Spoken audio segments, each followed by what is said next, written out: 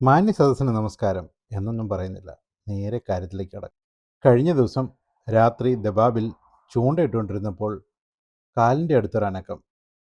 ചെന്താടാ ഇതൊന്ന് ഹെഡ്ലൈറ്റ് തിരിച്ചു നോക്കുമ്പോൾ ദാണ്ടടാ ഒരു ശംഖ് നടന്നു പോകുന്നു. ഒന്നുകൂടി സൂക്ഷിച്ചു നോക്കിയപ്പോഴാണ് അത് ശംഖല്ല, ഒരു ഞണ്ടാണെന്ന് മനസ്സിലായത്. ഓൻ്റെ പേരാണ് ഹെർമിറ്റ് ക്രാബ് അഥവാ സന്യാസി ഞണ്ട് എന്നൊക്കെ പറയും.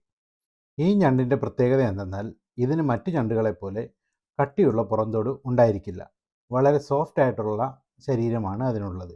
അതുകൊണ്ട് തന്നെ ശരീരത്തെ സംരക്ഷിക്കുവാനും ശത്രുക്കളിൽ നിന്ന് രക്ഷ നേടുവാനും വേണ്ടിയിട്ട് ഇത് കട്ടിയുള്ള ഷെല്ലുകൾക്കുള്ളിലേക്ക് കയറിക്കൂടി അവിടെ വാടകയ്ക്ക് താമസിക്കുകയാണ് പതിവ്.